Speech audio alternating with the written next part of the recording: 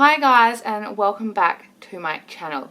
So today I'm trying out a few new different things, a new lipstick, a new eyeshadow palette. I'm trying out new lighting, a different camera because my big camera I use for filming has bitten the dust. Don't want to go into that.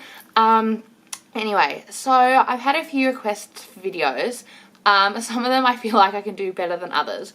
But if you've been liking my more regular uploads, do not forget to subscribe to my channel because I have a few videos hopefully coming up for you this week, next week. And then don't forget I'm going to Europe next month, so I'll be vlogging when I'm at the snow, when I'm back in London. So let's get started. And speaking of London, now I got a request from a couple of people over the last few months being like, where do you love in London? Where do you like to eat?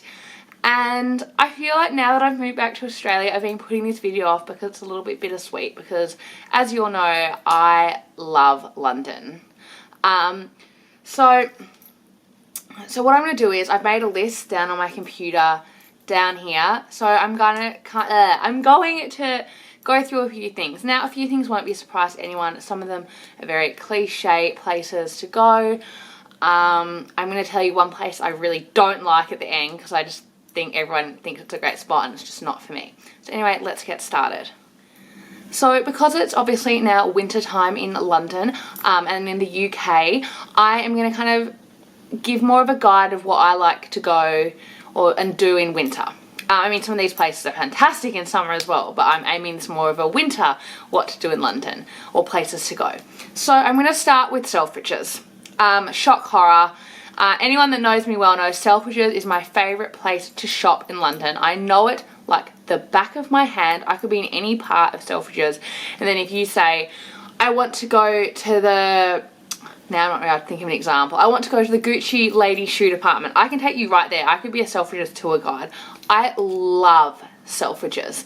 Anyway, I think when it becomes, you know, Christmas, it becomes so festive. They have beautiful Christmas windows. They have so many fun things that you can go and do in Selfridges. Personalising gifts, just lots of fun things, and it's one of my favourite places to shop. Which brings me on to another point, that Oxford Street in Christmas, any time of the year, it's very busy, and I hate that.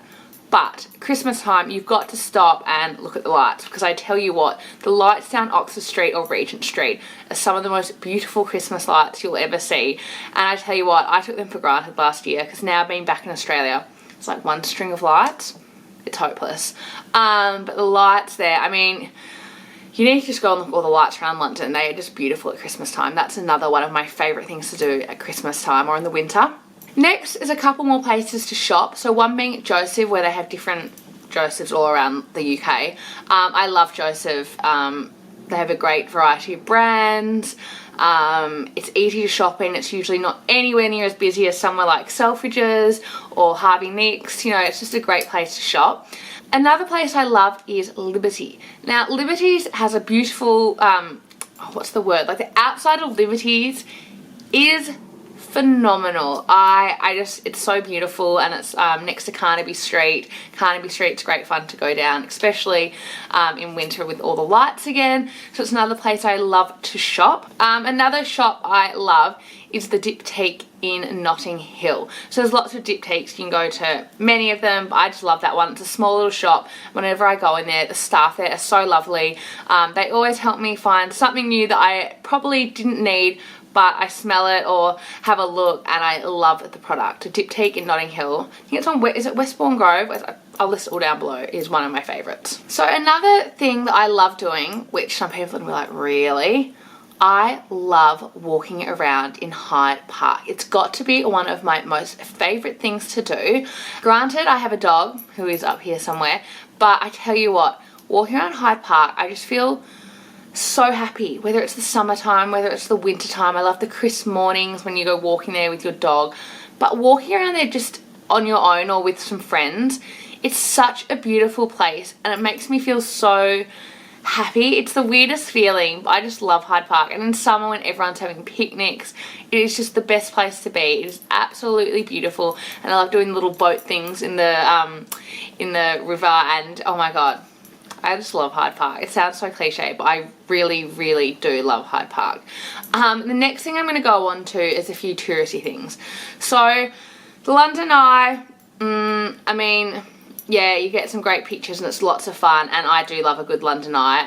I've done that the last couple of years privately, so we've just hired out a whole capsule, which I think is the way to go. I understand it's expensive, but if you actually get a few of you to fill it, it ends up being basically the same cost as going in a public one.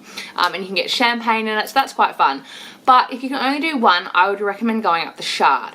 Now, the Shard, it's one of the highest, could be the highest, definitely one of the highest buildings in the Northern Hemisphere, or in Europe. No, Europe. I don't know, that's embarrassing, I should know, but I'm not 100% sure of the facts there, so I don't want to say something that's wrong.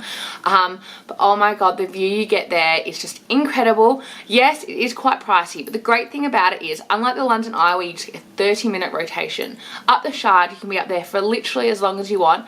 I usually go up for about 40 minutes. I mean, I don't mind being a tourist in my own city. Well, it was my own city up until a little while ago. I just love it. You can get champagne, you can get drinks. In the summer they do croquet up there, they do yoga up there. It's so much fun. And then if you're having like a night out, go down to one of the restaurants. Amazing. I do recommend you book quite far in advance. I mean, you can get lucky and sometimes find a table, but usually they book out quite far in advance because they are really nice restaurants. Where to eat? Some of these you're going to be like, huh, yep, heard about that one. But some of them maybe you haven't heard of. I'm not sure. I'm going to start with my #1 place in London. I mean, I've gone there since I was about 5 years old, maybe younger. I used to go there. Obviously, I went to preschool in London, and I went there every weekend with my amazing godfather. We used to get our hair done. I had it washed. And then we would go there for a treat. And it's called La Familia. It's a family-run restaurant in Chelsea. Oh my god, it's my favourite place. It's Italian. They do a bit of everything, but I mean, you'd be crazy to go there and not get a really good pasta or kind of an Italian-style dish. I love it, and the staff there are phenomenal. And make sure in summer that you kind of get there early, because there is a beautiful terrace outside, and it makes my heart happy. It really, really does. So the next two breakfast brunch places, I mean, they do dinners and stuff, but they are known for their breakfast and brunches. And that is Granger & Co in Notting Hill, which is always a favourite. It's owned by Australians, so you get a proper Australian breakfast, and literally it's so amazing. I love it to death. Be prepared on weekends to have to queue, so I don't recommend really going on the weekend. I would go really kind of around 10 AM, so you beat the morning rush, but you beat also the lunch rush on a weekday. Best time to go. I mean, go in the morning. Sometimes it has actually recently, when I've been there, got better and I haven't had to wait for so long, but I can't guarantee you won't have to wait for like half an hour for a table. So in winter, that's not always ideal. The other place is Farm Girl. Now, Farm Girl, it's not vegan. Is it vegan? No, it's not vegan. I think it could be vegetarian though. Like, I mean, you can't get bacon or anything, like, you know, those kind of things. So if you want like a bacon sausage kind of breakfast, I'd go to Granger & Co. Otherwise, Farm Girl's so good. So it used to be a bit more of a hidden secret, and up until I reckon a year ago, and you could go there and walk in and get a table easily. Now there is sometimes a queue, definitely, but it is the sweetest restaurant, and sometimes they have a little French bulldog running around, which is really cute, and it's very Instagram friendly. Next one, which I probably should have mentioned when I was talking about Selfridges, but Forest on the Roof at Selfridges is just gorgeous. So in summer, they have kind of two themes. They do their winter and autumnal theme, which is, either, it's very wintry-ish. It's got all the lights, and last year, I don't know if it's the same this year, but it was kind of like a ski resort style. And then in summer they change it up, and it's just beautiful, and it's great if you've been doing some shopping to go up there. Again, I would book if you go at a busy time, but otherwise you can usually go up there and get a table. They do fantastic cocktails. It's not super pricey, but it's by no means inexpensive. It's kind of just in between, but it's really nice, and I've always had good service there, and it's a great place to stop and rest your feet when you're having a shopping day, or for a drink on a Friday night, or any night of the week, really. Who am I kidding? So another one, which is also in Harvey Nichols, but it's also everywhere, is Burger and Lobster. So all they serve is 3 dishes: a burger, a lobster, or a lobster roll. It's usually pretty quick. Sometimes you need to queue up to wait, but it's a great restaurant and I really love it. They have one in Mayfair, They have one, I mean they have lots of them, they're all over London. You kind of just Google it and see where your closest one is, but the one in Harvey Nichols is another great place to stop if you're doing some shopping. So my last recommendation is a Japanese restaurant called Umu. I went there on my last night before I left the UK, and oh my god, I will be going there again in January. I love it. It was the most amazing Japanese food I've ever had in my whole entire life. It was just incredible. You kind of go in and you don't even realize it's a restaurant. This kind of door opens up. It's just such a beautiful experience. I went there after I did a huge shop at Louis Vuitton, and they took all my bags, and it was just such good service. It was a really special dinner, but you definitely need to book for there. I mean, you probably wouldn't just walk in because it's not a restaurant. You just fine. Is that in Brunton Place? I don't know where it is. I'll link everything, as I say, down below.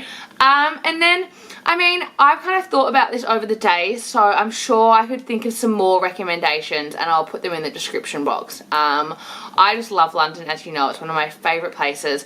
I have left some of the touristy spots off there, because if you go tourist spots in London, they're going to come up for you, so I don't need to go into them. I mean, Covent Garden's great, but it's very touristy, so I don't really go there, especially kind of during the Christmas season, because it's packed.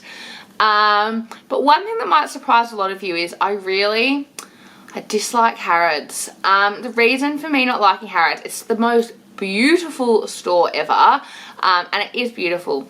I find it too overwhelming. I find the navigation a bit weird. They have like weird, what are they called? Escalators that are short, and you have to go up like 1 or 2 for one level, and I just find it confusing. And it's always packed with tourists because it's kind of a tourist destination. They have a shop where you can buy like a Harrods bag or a Harrods pen, so you kind of get the gist. I mean, I wouldn't say not go to it because it's quite an experience, and it is a beautiful, beautiful shop, and the lights on it, whew, especially around Christmas, it is just phenomenal. It's a stunning place. But I mean, so many people rave about Harrods, and it's just not for me. I'm more of a Selfridges girl. But saying that, it's a beautiful store. So I'm going to leave it there. If you've got any suggestions from this video, don't forget to give it a thumbs up. Don't forget to subscribe so you don't miss out any of my videos. Anything else I need to say? No, also please leave a comment below with any suggestions you have about what you love to do in London, because it'd be nice for everyone to kind of get some more ideas. But I will see you in my next video. Bye guys!